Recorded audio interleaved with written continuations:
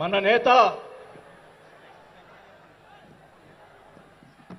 జనసేన రాష్ట్ర అధ్యక్షులు మరియు డిప్యూటీ సీఎం గారైన పవన్ కళ్యాణ్ గారి పిలుపు మేరకు ఈరోజు 12వ ఆవిర్భావ దినోత్సవానికి వచ్చేసినటువంటి జనసేన నాయకులకు, కార్యకర్తలకు, మహిళలకు, వీర మహిళలకు, ఇక్కడికి వచ్చినటువంటి వేదిక అలంకరించినటువంటి పెద్దలు, మంత్రివర్యులు మనోహర్ గారికి, అలాగే దుర్గేష్ గారికి, పెద్దలు, నన్ను పార్టీలో చేర్పించేదానికి ముందుకు నన్ను తీసుకొచ్చినటువంటి వ్యక్తి మా నాగబాబు గారికి, అలాగే వేదిక అలంకరించినటువంటి ఎంపీలకు, ఎమ్మెల్యేలకు, జనసేన నాయకులకు అందరికి కూడా ముందుగా నమస్కారాలు తెలియజేసుకుంటా ఉన్నాం. మీరందరూ కూడా 12 ఆవిర్భావ దినోత్సవాలు జనసేనకు సంబంధించి అటెండ్ అయి ఉంటారు. కానీ నాకు ఇది మొదటిది. అసలు బాలినేని శ్రీనివాసరెడ్డి అనేవాడు వైసీపీ విడిపోయి బయటకు వస్తాడా అనుకొని చాలా మంది మాట్లాడినటువంటి పరిస్థితులు ఉన్నాయి. నాకు క్షమించండి కొద్దిగా, ఎందుకంటే మొదటిసారి కాబట్టి ఒక 5 నిమిషాలు తీసుకుంటాను. దయచేసి మనోహర్ గారు క్షమించాలని కోరుకుంటా ఉన్నా. మొదటిగా నాకు రాజకీయ భిక్ష పెట్టింది రాజశేఖర రెడ్డి గారు. రాజశేఖర రెడ్డి గారు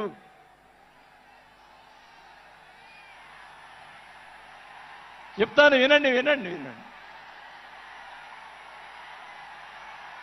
నాకు రాజశేఖర రెడ్డి గారైనా, ఎన్టీ రామారావు అయినా నాకు ఇష్టం. మీరు దయచేసి వినాలా. నేను నిజాలు చెప్తాను, పిఠాపురం సాక్షిగా అన్ని నిజాలే చెప్తాను. వినాలా, నాకు జరిగిన విషయాలు కూడా చెప్తాను.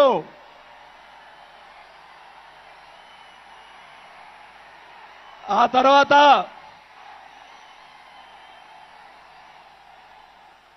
ఆయన జగన్మోహన్ రెడ్డి గారు పార్టీ పెడితే రాజకీయ భిక్ష పెట్టాడు కాబట్టి నేను మంత్రి పదవి వదులుకొని ఆయన వెంట నడిచాను. నేను 4 సంవత్సరాలు, మనోహర్ గారికి తెలుసు, 4 సంవత్సరాలు మంత్రి ఉంది నాకు. అయినా కానీ నాకు రాజకీయ భిక్ష పెట్టాడు కాబట్టి, మానవత్వం అనేది ఉంది కాబట్టి నేను ఆ రోజు ఆయనకి తలిచాను. కానీ ఏం జరిగింది, నాకు మంత్రి వదిలిపెడితే మంత్రి ఇచ్చి మంత్రి తీసేశాడు. అవన్నీ నేను కూడా బాధపడిన, నేను మంత్రి అనేది ఐ డోంట్ కేర్. ఆ రోజు 4 సంవత్సరాలకే వదిలిపెట్టాను. నేను ఒకటే చెప్తా ఉన్నా, మన వంశీ గారిని ఆయన చెప్పాడు కదా, ఈయన సినిమా యాక్టర్, ఆయన పేరేంటి, పోసాని మురళి గారు, వాళ్ళని అరెస్ట్ చేస్తే ఈయన పోయి, జగన్మోహన్ రెడ్డి గారు పోయి వాళ్ళని పరామర్శిస్తాడు. నేను ఒకటే చెప్తా ఉన్నా, రఘురామకృష్ణరాజు గారిని నిన్ను ఏదో మాట్లాడితే ఆయన లోపల పెట్టించి, కుదగొట్టించి, కాలు చేతులు ఎర్రగొట్టించి లోపల పెట్టించావే. 17 సంవత్సరాలు ముఖ్యమంత్రిగా చేసినటువంటి చంద్రబాబు నాయుడు గారి కుటుంబాన్ని, భార్య గురించి మాట్లాడితే వాళ్ళకి బాధ కలగదా అని అడుగుతా ఉన్నా. ఆ రోజే నేను ఖండించాను, నేను అసెంబ్లీలో ఆ రోజే. అలాగే మన నాయకుడు పవన్ కళ్యాణ్ గారు, ఆయన గురించి మాట్లాడావు, పోసాని మురళీకృష్ణ గారు. ఆయన కళ్ళైన చేస్తుంటే లక్షలాది మంది జనసైనికులు నీకు తుప్పుగా రాలగొట్టేవాళ్ళు. ఆయన మౌనం వహించారు. నేనైతే చెప్తా ఉన్నా, కుటుంబాన్ని అలా మాట్లాడారు కాబట్టి వాళ్ళని 9 నెలలు, ఇంకా 9 నెలల తర్వాత అరెస్ట్ చేశారు. నేనైతే గవర్నమెంట్ ఇచ్చిన మరుసటి రోజే లాఠీతో రాలగొట్టించి లోపల వేయించేవాడిని కూడా ఈ సభకు అర్థం చేసుకుంటా ఉన్నా. చేసినటువంటి దుర్మాలు ఎక్కడ పోవు, దుర్మార్గాలు ఎక్కడ పోవు. ఒకటే చెప్తా ఉన్నా, నేను 5 సార్లు ఎమ్మెల్యే 2 సార్లు మంత్రి అయినా కూడా నేను ప్రతిపక్షంలో ఉన్నప్పుడు కూడా మన నాయకుడు పవన్ కళ్యాణ్ గారు వైసీపీని ఒకరోజు అందరినీ తిడుతూ ఒక బాలినేని శ్రీనివాసరెడ్డి గారు లాంటి మంచి వాళ్ళు ఉన్నారని చెప్పి ఆ రోజు చెప్పిన రోజే నేను జనసేనలో చేరి ఉండాలి అని కూడా తెలియజేసుకుంటా ఉన్నా. ఆ రోజు చేరకపోవటం నా దౌర్భాగ్యం. నేను ఈరోజు చెప్తా ఉన్నా, స్పీచ్ 9 నెలలు అయిపోయిందమ్మా ఇవ్వటం, అందువల్ల గొంతు ఇది అయిపోయింది. దయచేసి నేను మీ పిఠాపురం సాక్షిగా నిజాలే చెప్తా ఉన్నా. గవర్నమెంట్ వచ్చిన తర్వాత చిన్న చిన్న కార్యకర్తల మీద కేసులు పెట్టి లోపలేశారు. వాళ్ళని కాదండి లోపలేయాల్సింది, కోట్లు సంపాదించున్నారు, వాళ్ళని ఇంకా లోపలేలా. అదే నా బాధ. స్కాములు చేస్తున్నారు, కార్యకర్తలు పట్టించుకోలేదు, కోట్లు సంపాదించి ఈరోజు రకరకాలుగా మాట్లాడుతూ ఉన్నారు. పవన్ కళ్యాణ్ గారి గురించి మొన్న మాట్లాడాడు జగన్మోహన్ రెడ్డి గారు, ఏదో కౌన్సిలర్ అన్నాడు, ఏదో అన్నాడు. అయ్యా జగన్మోహన్ రెడ్డి గారు, మీ నాన్న దయతోటి నువ్వు ముఖ్యమంత్రి అయ్యావు, మీ నాన్న అంత అడ్డు పెట్టుకొని. మా నాయకుడు ఇప్పుడు జనసేన నాయకుడు పవన్ కళ్యాణ్ గారు స్వశక్తితో ఈరోజు లక్షలాది మంది అభిమాన పాత్రులు అయ్యాడని గుర్తుపెట్టుకోవాలని కూడా తెలియజేసుకుంటా ఉన్నా. మీ నాయనతోటి వెనక ఒకసారి ముఖ్యమంత్రి అయ్యావు, ఇంకా చూద్దాం.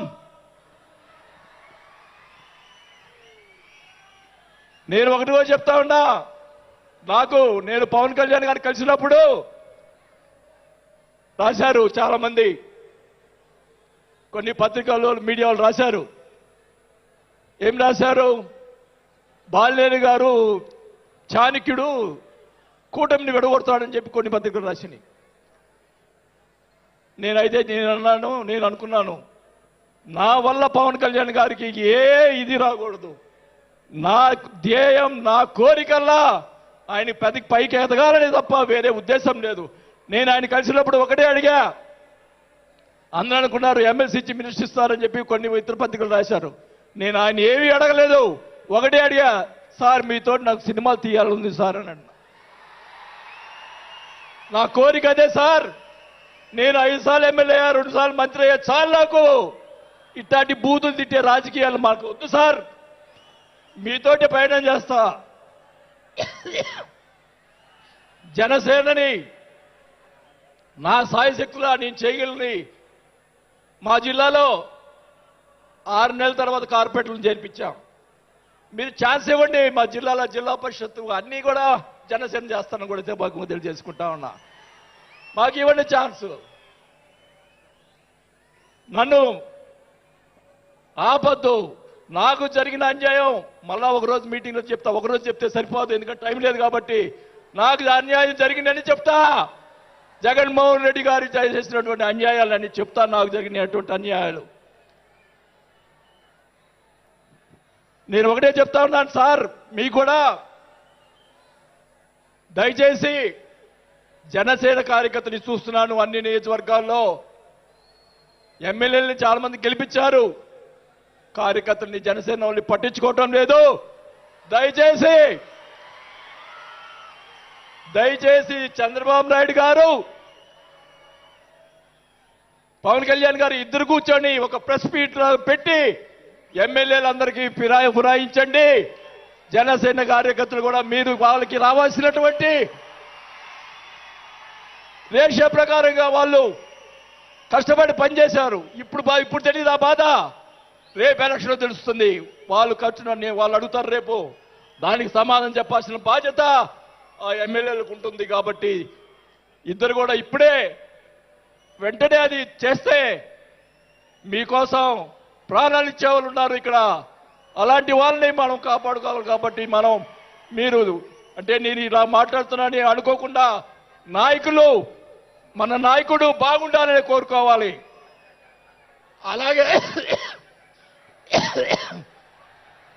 అలాగే మీరు కూడా జన సైనికులు కూడా మీరు కూడా మీ పక్కన వాళ్ళని మంచిగా చూడండి.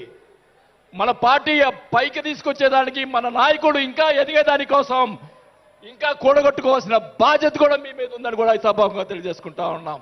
మన నాయకుడు మనల్ని కాపాడుతాడు. మన నాయకుడిని ఎదిగించేదాని కోసం మీరందరూ కూడా కష్టపడాలని చెప్పి కూడా కోరుకుంటూ, నా ప్రాణం ఉన్నంత వరకు నేను పవన్ కళ్యాణ్ తోటి గారితోటే ఉంటాను. నాకు పదవి వచ్చినా రాకపోయినా పర్వాలేదు, నేను పవన్ కళ్యాణ్ తోటే ఉంటాను. నేను రాజకీయంలో నాకు జరిగిన అన్యాయాలు ఒకటి కాదు, రెండు కాదు. మా నాన్న ఇచ్చిన నీ ఈరోజు ఛాలెంజ్ చేస్తున్నా పిఠాపురంలో అమ్మవారి సాక్షిగా మా నాన్న ఇచ్చిన ఆస్తిలోనే నేను సగం భాగం పైన నేను అమ్ముకున్నాను ఈ రోజు అని కూడా ఈ సభాముఖంగా తెలియజేసుకుంటా ఉన్నాం. అయినా కానీ నేను లెక్క చేయను. నాకున్నటువంటి ఇది కూడా, నాకున్నటువంటి మా వియ్యంకుడికి నాకున్నటువంటి ఆస్తులు కూడా జగన్మోహన్ రెడ్డి గారు కాజేశాడని కూడా ఈ సభాముఖంగా తెలియజేసుకుంటా ఉన్నా. కాబట్టి అది త్వరగా మీరు చెప్తాను, అవన్నీ కూడా తెలియజేసుకుంటూ, ఈరోజు మీరు నన్ను దయచేసి ఇప్పుడు ఈ మాట్లాడిన దానికి ఇంకా రేపు ఒకటే కౌంటర్లు వస్తాయి నాకు తెలుసు. ఛాలెంజ్ చేస్తున్నా, నేను ఇది కూడా ఛాలెంజ్ చేస్తున్నా. చంద్రబాబు నాయుడు గారు కూడా అడుగుతా ఉన్నా, మొత్తం మొన్న జరిగినట్టు ఉన్నటువంటి ఎమ్మెల్యేలు అందరి మీద ఎంక్వైరీ, నా మీద కూడా సహా ఎంక్వైరీ చేయండి. ఎవరు అన్యాయం చేశారో, ఎవరు తప్పులు చేశారో, ఎవరు కొట్టు సంపాదించారో మొత్తం బయట పెట్టాలని కూడా ఈ సభాగా తెలియజేసుకుంటా ఉన్నా. ఈ ఉక్రోషం, ఈ బాధ నాకు తెలుసు, మా కుటుంబానికి తెలుసు. మా కుటుంబం ఎంత ఇబ్బంది పడిందో నాకు తెలుసు. కాబట్టి పవన్ కళ్యాణ్ గారు ఆయన ప్రతిపక్షంలో ఉన్నప్పుడు కూడా బాల్యం లాంటి మంచి వాళ్ళు అని అన్నప్పుడే నాకు ఆ రోజు నేను చేరుండాల్సింది పవన్ కళ్యాణ్ గారిని. కానీ ఈరోజు అది నాకు ఆ రోజు రాత బాగాలేదు కాబట్టి ఈరోజు ఇలా ఉన్నాను. నాకు పోయినా పర్వాలేదు, కానీ నేను ఆయన సేవ చేసుకున్నాను. కానీ నా కోరిక, నాకు రాజకీయ పదవి వచ్చినా కాబట్టి నాకు ఒక కోరిక ఏంటంటే, పవన్ కళ్యాణ్ గారు నాకు మాట ఇచ్చాడు సినిమా తీస్తానని. ఆ సినిమా తీస్తే చాలని చెప్పి కూడా శ్రీబాబుగా తెలియజేసుకుంటూ సెలవు తీసుకుంటున్నా. జై జనసేన. గౌరవనీయులు తెలంగాణ రాష్ట్ర ఇన్ఛార్జ్